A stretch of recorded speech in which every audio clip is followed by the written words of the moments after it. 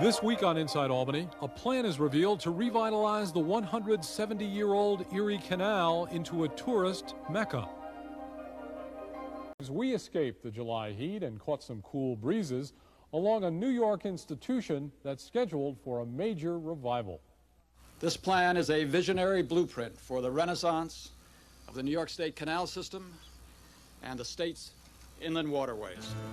I've got a mule, her name is Sal, 15 years on the Erie Canal. A public-private partnership that will transform the New York Canal system into a premier tourist destination and a revived commercial shipping route for New York State. She's a good old worker and a good old pal, 15 years on the Erie Canal. Public officials gathered this week along the banks of New York's 170-year-old waterway to unveil a grand plan for the Erie Canal's future.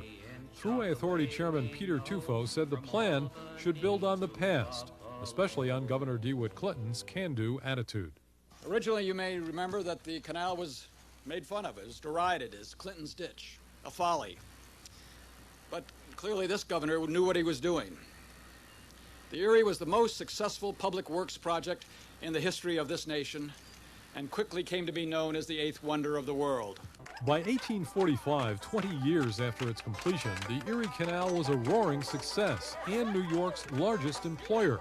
25,000 men and boys operated and maintained it, but its role as a freight-hauling enterprise was diminished gradually, first by the railroads, then by the St. Lawrence Seaway, and then the State Thruway.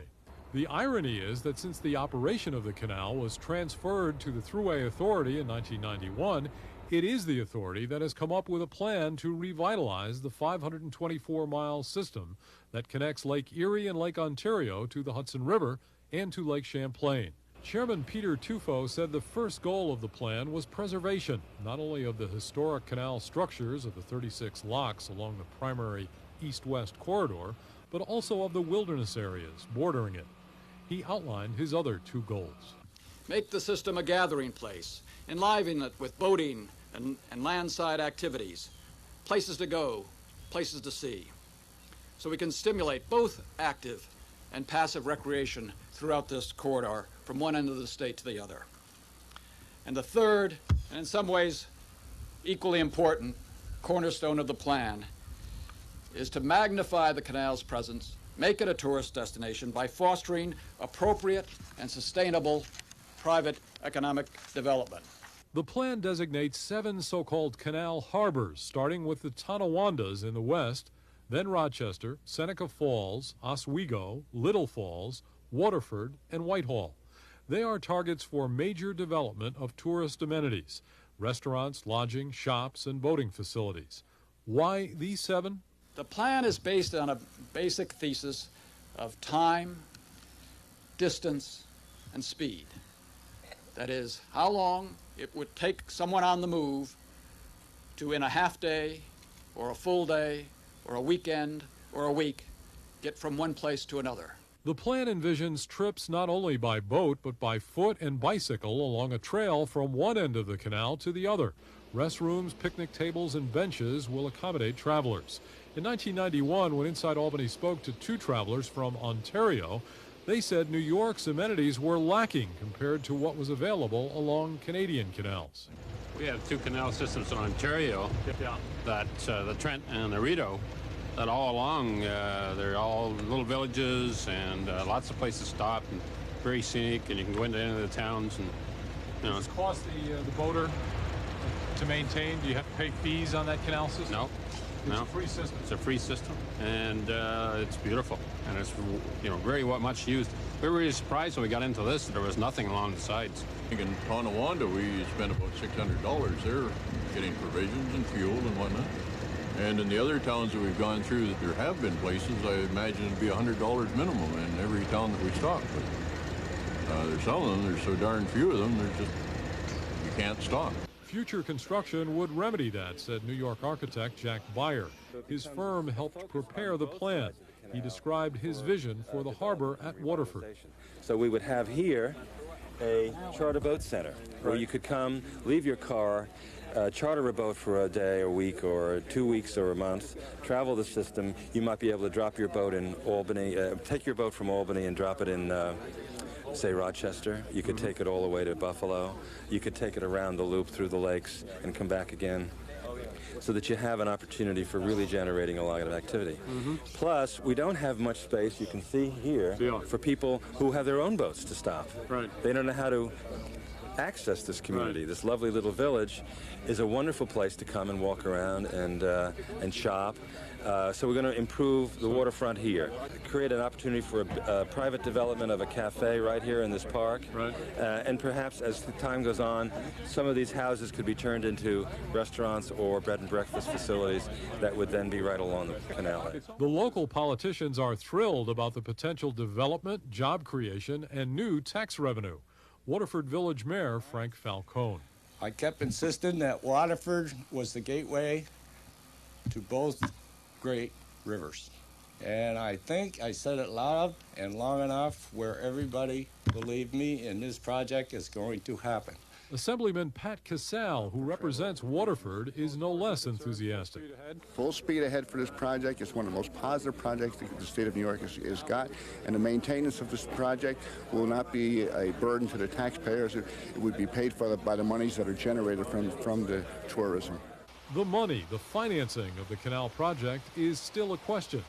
How much will public investment be? The plan over 15 years is expected to cost $146 million. As a result, state, local, and governments will reap more than $230 million in annual benefits when the plan is fully realized. TUFO forecasts the creation of 2,700 permanent jobs, 1 million plus annual visitors, and $210 million in annual tourism spending. Most of the public money will come from diverting a portion of thruway toll receipts. Approximately $75 million over 15 years will be throughway money. We are expecting another $20 million based on his existing federal programs, the Intermodal Service Transportation Efficiency Act and the Water Resources Act. Can you count on those in this time of cutbacks from the federal government? This is a plan. This is not a fait accompli. In fact, the New York Times reported that an internal memo circulated in the Pataki administration called the plan, quote, an expensive cross-subsidy from thruway toll payers and taxpayers generally. TUFO responded. In terms of the state, I know the governor's spokesperson has said that the governor supports the concept of the plan. I hope that he will be an active participant, and I expect that local legislators who see the benefits of this plan will be strong supporters in the legislature for a minimal state contribution, but it's not dependent on that. The thruway subsidies also are not dependent on additional legislative approval. TUFO points out that as a legislator, Governor George Pataki supported turning the canal over to the thruway. The plan, after hearings in August, is likely to be approved by the 3-member Thruway Authority Board. It's then up to private developers and local communities to get behind it. Architect Jack Beyer says it's a good bet. When you ask the average person, well, have you ever been to the Erie Canal? Have you ever heard of the Erie Canal? Everyone has heard about the Erie Canal because we grew up as school children to learn about it. But who really has visited the Erie Canal? And yet, when you say it, there's a magical response. Gee, that's a great idea. Let's go and see what's there. So you think you're halfway there? We're halfway there because it's already functioning.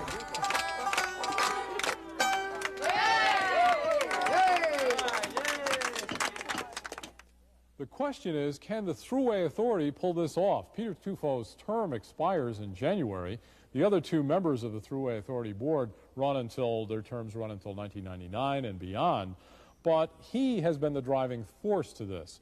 And the question is now, will the new Thruway Authority chairman, who's appointed by Governor Pataki, be as enthusiastic? Especially since the Pataki administration apparently has some questions about the financing of this $42 million in state and federal dollars. Only half of that is state money, and it's over 15 years, so that's peanuts by Albany standards. And let's not forget, Senator George Pataki voted for the canal legislation back a couple of years ago, and the Erie Canal runs through a lot of Republican territory.